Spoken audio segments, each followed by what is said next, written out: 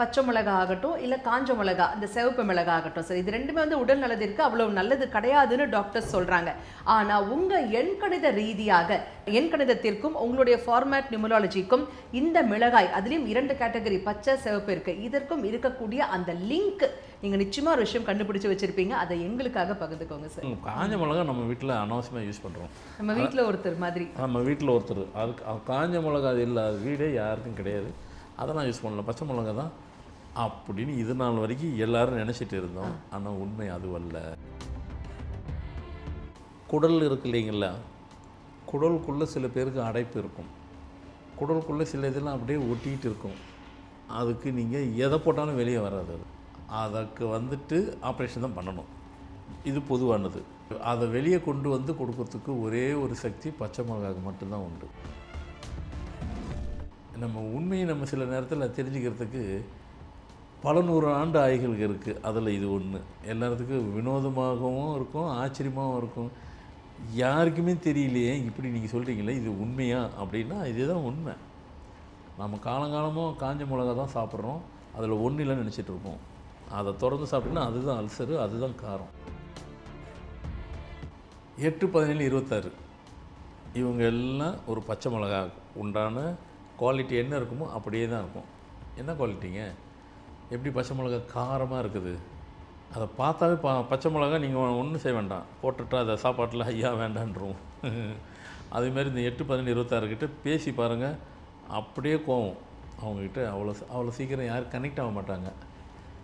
இந்த 8, 17, 26 கிட்ட யாருமே கனெக்ட் ஆக மாட்டாங்க, பச்சை மிளகா மாதிரி இருப்பாங்க.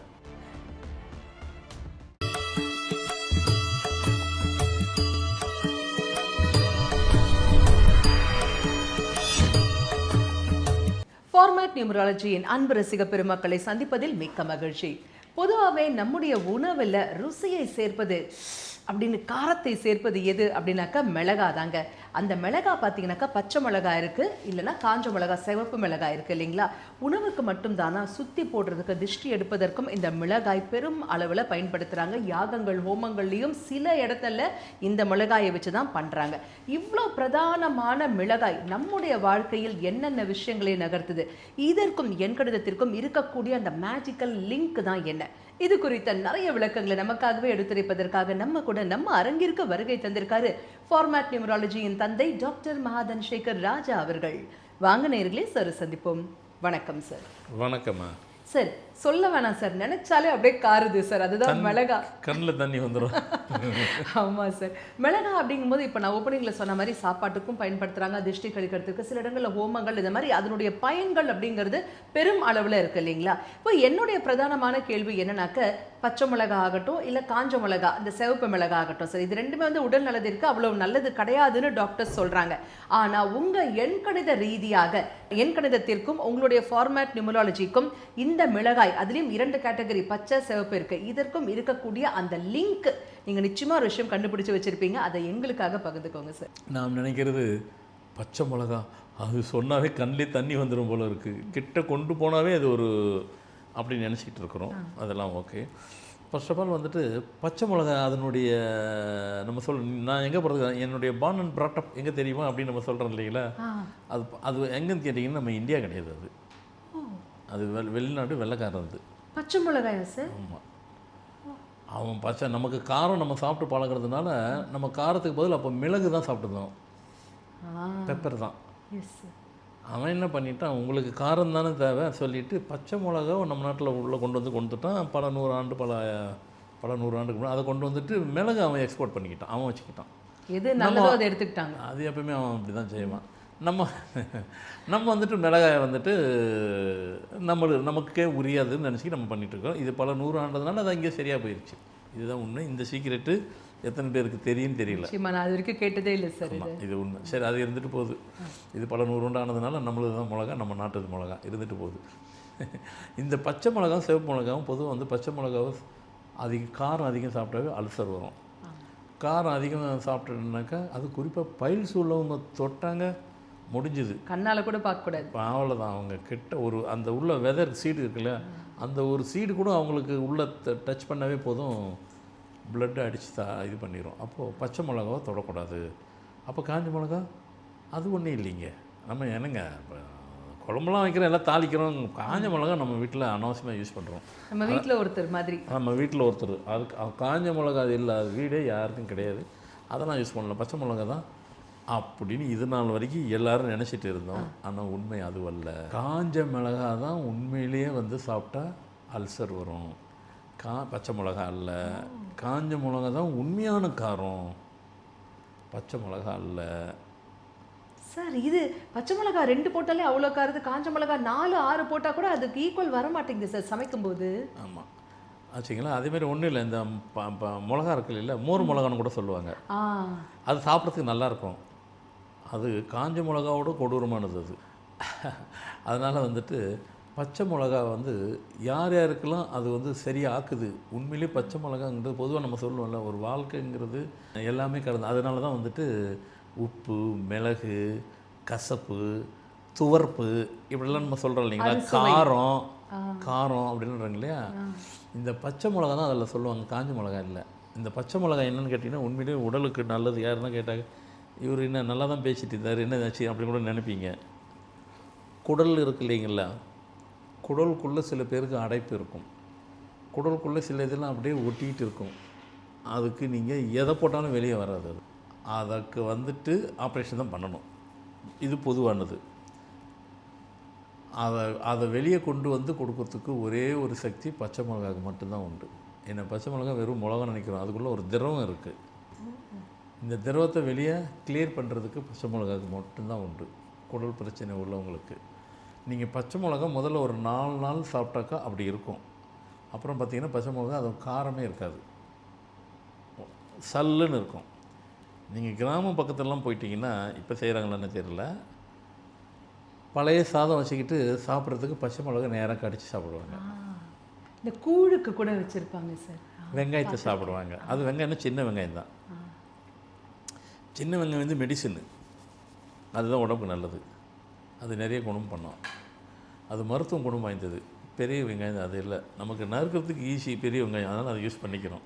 உரிக்கிறதுக்கு முதல்ல ஈஸி, உரிக்கிறதுக்கு ஈஸி. கண்ணில் தண்ணி வந்தாலும் கவலை இல்லை, அதை உரிச்சிக்கிறோம். ஆனால் வீரியம் அதிகம் வந்து சின்ன வெங்காயம்.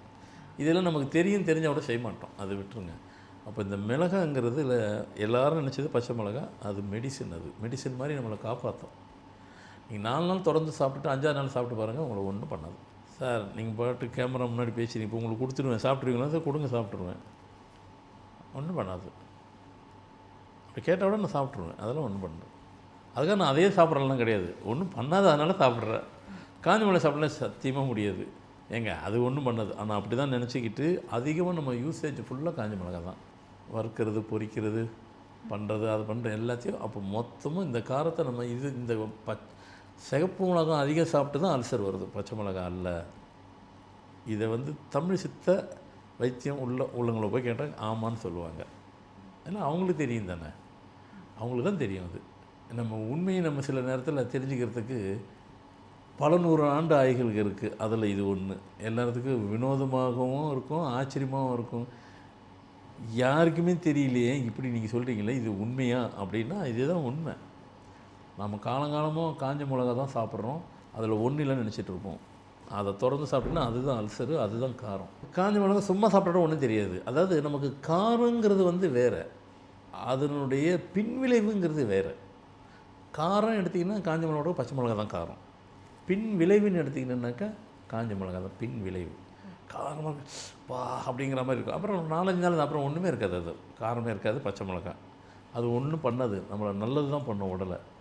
உடம்பை நம்மளை ஸ்ட்ரீம்லைன் பண்ணும், சுத்தப்படுத்தும். அதுக்குள்ளே காஞ்ச மிளகாக்குள்ளே ஒரு திரவம் இருக்கும். அந்த திரவம் தான் வந்துட்டு உங்களுக்கு பாடி நல்லா பண்ணும். அது குடல் சம்மந்தப்பட்டவங்களுக்கு நல்லாவே க்யூர் பண்ணும். அதுக்காக பண்ணுதுன்னு சொல்லிட்டு ஒரு 1/2 கிலோ 1 கிலோ வாங்கி தின்னுட்டு அதையே சாப்பிட்றாதீங்க, அவ்வளோதான். அதுக்கு எதுக்கும் ஒரு இது மருந்து தானேங்க. ஏங்க மருந்து கூட சொல்கிறோம், அந்த மருந்து நல்லதுன்னு சொன்னாக்கா உடனே 1 லிட்டராக குடிக்க முடியும்? அதுக்கு தான் அளவுன்னு இருக்குது, அளவில் தான் குடிக்கணும். அளவுக்கு மிஞ்சினால் அமிர்தமும் நஞ்சு. அது அதனால் மருந்து நல்லதுன்றதுக்காக வந்து நம்ம வந்துட்டு 1 லிட்டர் மருந்து குடிக்க முடியும்? சிறப்பு ஒரு நல்லது தான், ஒரு பாட்டில் வராது அது. அதுக்கு ஒரு ஸ்பூனு தாங்கிற மாதிரி 1 மிளகா. உங்களை இதை பார்த்துட்டு சாப்பிடுங்கன்னு நான் சொல்ல வரல, தெரிஞ்சுக்கிறதுக்காக தான் சொல்ல வரேன். உங்களுக்கு எதையோ நீங்கள் அதை ஃபாலோ பண்ணிக்கிங்க. ப்ரோக்ராம் பார்த்துட்டு உடனே உங்களை மாற்றிக்கலாம் சொல்லலை. அதே நேரத்தில் பச்சை மிளகாவோட காஞ்ச மிளகா தான் வீரியம் ஜாஸ்தி. அதை நீங்கள் புரிஞ்சுக்கிட்டால் போதும்.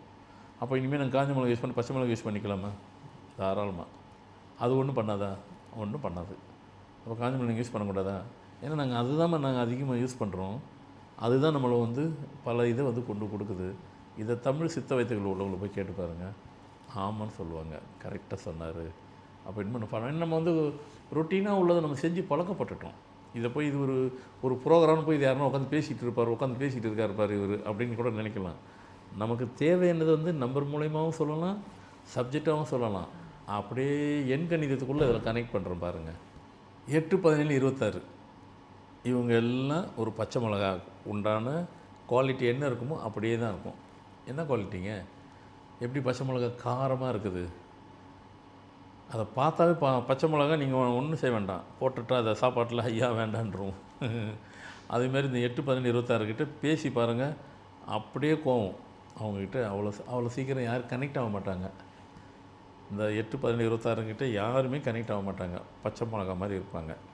பச்சை மிளகா சாப்பிட்டா உடம்புக்கு நல்லது, அது ஒன்றும் பண்ணாதுங்கிறது இப்போ தெரிஞ்சுக்கிட்டோம். அதேமாரி 8, 17, 26 கிட்ட பழகுனாக்கா ஒன்றும் இல்லை, இவங்க பச்சை மிளகா மாதிரி தான், பார்க்குறதுக்கு தான் பச்சை மிளகா, பழகிறதுக்கு ஒன்றும் இல்லை, அவங்க ஏசி அப்படின்னு தெரிஞ்சு போயிடும். காஞ்ச மிளகா பார்த்திங்களா, அவங்க 7, 16, 25 மாதிரி பார்த்தா ஒன்றும் தெரியாது.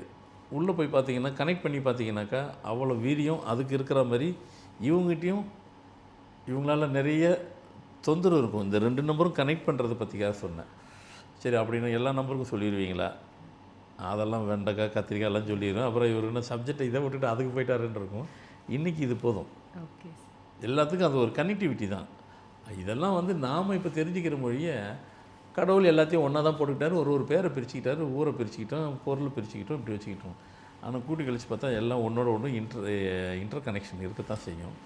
ஸோ நிறைய பேசியிருக்கிறேன், நிறைய சொல்லியிருக்கிறேன்னு நினைக்கிறேன். ஆனால் இதெல்லாம் நம்ம வாழ்க்கையில் அன்றாட தேவைப்படுது. நம்ம விஷயங்கள் சிலது நம்ம மாறி நினச்சிருக்கிறோம். அது அப்படியே தான் இருக்கக்கூடாது. அதை நம்ம எல்லோரும் தெரிஞ்சுக்கணும். இப்போ நான் தெரிஞ்சு வச்சுக்கிட்டது சரி எல்லாத்தையும் சொல்கிறோம், இதையும் கொஞ்சம் சொல்லுவேமேன்றதுக்காக தான் சொன்னேன். அதை சொல்கிறதுக்கு முன்னாடி யோசித்தேன், இதெல்லாம் தேவையா, இதெல்லாம் ஒரு ப்ரோக்ராம் பண்ணிட்டு அப்புறம் பார்த்தேன், நல்ல விஷயத்தை தானே சொல்ல போகிறோம். காலங்காலமாக நம்ம காஞ்ச மிளகா நல்லதுன்னு நினச்சிக்கிட்டு எல்லாத்துலேயும் போட்டு சேர்த்துடுறோம். என்ன தனியாக எடுத்து தான் சாப்பிடல. இப்போ இப்படி நான் சொல்கிறேன் பாருங்கள், இதை நீங்கள் இப்போ ஆமாம் கொஞ்சம் யோசிப்பீங்க. நீங்கள் இந்த திருஷ்டிக்கு சுற்றி போடும்போது இந்த காஞ்ச மிளகா போட்டு போடுறங்க, அது வெட்டிக்கு பாருங்கள். அப்போ எவ்வளோ வீரியங்கிறது இப்போ இதில் தெரியும் உங்களுக்கு. ஆமாம் இவர் சொல்கிறது எவ்வளோ நெட்டி இருக்குது. ஆனால் பச்சை மிளகா நீங்கள் அதெல்லாம் செய்யவே வேண்டாம். அதே திருஷ்டி பச்சை மிளகும் பண்ணலாம். அதை நீங்கள் கொளுத்தி போட்டு பண்ணணும். இவர் அதை கூட செய்ய வேண்டாம். சும்மா வேறு ஒரு குச்சியில் மாதிரி சொருவிட்டு வீட்டில் மாட்டி விட்டுடலாம். காஞ்ச மிளகா அப்படி சுற்றுறது, பச்சை மிளகா திருஷ்டிக்கு ஓகே தான். ஒரு குச்சி ஒரு இது எடுத்துகிட்டு சுற்றிட்டு ஒரு 10 மிளகா மாட்டிட்டு வீட்டில் மாட்டி பாருங்கள், ஒரு ஊர் திஷ்டி எந்த திஷ்டி படாது. பச்சை மிளகா அப்படி நேரடியாக இருக்கும், நெடியெலாம் வராது.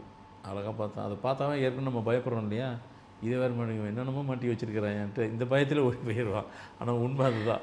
ஸோ இன்றைக்கி நிறைய தகவல் கொடுத்துருக்குறேன்னு நினைக்கிறேன். ஆனால் இது சின்ன சின்ன பிட்டாக கொடுத்துருக்குறேன். பரவாயில்ல, இப்படி இருக்கட்டும். தெரிஞ்சுக்கிறதுக்காக தான் கொடுத்தது. எல்லாத்துக்கும் யூஸ்ஃபுல்லாக இருக்கும். ஃபாலோ பண்ணி பாருங்கள். இன்னும் நல்லா உங்களுக்கு பெட்டர் லைஃப்பை பார்க்கலாம். அருமை சார். யாம் பெற்ற இன்பம் பெருகி வையகம்னு உங்களுக்கு தெரிஞ்சதை உங்களுக்கு உங்கள் குடும்பத்துக்குன்னு வச்சுக்காம எல்லாரும் என் மக்கள், எல்லோரும் என் குடும்பம் அப்படின்னு நாங்கள் எல்லாரும் சிறப்பான வாழ்க்கை வாழ்வதற்கு தேவையான நிறைய விளக்கங்கள் எங்களுக்காகவே பகிர்ந்துக்கிட்டீங்க சார். நீங்கள் பச்சை மிளகா உணவு அப்படின்னு சொல்லும்போது எனக்கு ஒரே ஒரு சந்தேகம். இப்போ பார்த்தீங்கன்னாக்கா ஒபிசிட்டி அப்படிங்கிறது பெரும் அளவில் இருக்குது இல்லைங்களா? முன்னாடிலாம் யாரோ ஒருத்தவங்க தான் ரொம்ப ஹியூஜ் சைஸில் ரொம்ப குண்டாக இருப்பாங்க. ஆனால் இப்போ பலரும் அந்த மாதிரி இருக்காங்க. அது இழைக்கணுங்கிறதுக்காகவே அவங்க ஓடுறாங்க, வாக்கிங் போகிறாங்க, எல்லாம் பண்ணுறாங்க. ஆனாலும் உடல் அப்படிங்கிறது மட்டும் இழைக்கவே மாட்டேங்குது இல்லைங்களா? இதற்கும் உங்களுடைய எண் கணிதத்திற்கும் உங்கள் ஃபார்மேட் நியூமராலஜிக்கும் இருக்கக்கூடிய சம்பந்தம் என்ன? முக்கியமாக இதற்கு தீர்வு தான் என்ன? இது குறித்த விளக்கத்தை அடுத்த எபிசோடில் நீங்கள் எங்களுக்காகவே பகிர்ந்துக்கணும் சார். கொடான அன்பு நெஞ்சங்கள் அனைவர் சார்பாகவும் மனமார்ந்த நன்றிகள். வணக்கம். என்னங்க, குண்டான உடம்பிழக்க குதிரை சவாரி செஞ்சா குதிரை தான் இழைச்சு போச்சா சொன்னாங்க வீட்டில் அப்படின்னு பாடல் வரிகள்லாம் கேட்கும்போது நமக்கு சிரிப்பு தான் வருது. ஆனால் குண்டா இருக்கிறவங்க படுகின்ற பாடு நாம அவங்க கிட்ட போய் அவங்க கூடவே இருந்து பார்த்தாதாங்க தெரியும். அவ்வளோ கஷ்டம் இல்லைங்களா? உடல் எடை அப்படிங்கிறது ரொம்ப பிரதானமான லுக் வைஸ் மட்டும் இல்லைங்க, ஹெல்த் வைஸும் ரொம்பவே முக்கியமான ஒரு விஷயம் இல்லையா? ஸோ இதற்கும் எண்கணிதத்திற்கும் இருக்கக்கூடிய இந்த கனெக்டிவிட்டி என்ன, முக்கியமாக $1,000,000 ஆன்சர், இதற்கு தீர்வு தான் என்ன, இது குறித்த நிறைய விளக்கங்களை அடுத்த எபிசோட்ல சார் கிட்ட கேட்டு நம்ம எல்லாரும் தெரிஞ்சுக்கலாம். மீண்டும் சந்திப்போம். அதுவரை நன்றி, வணக்கம்.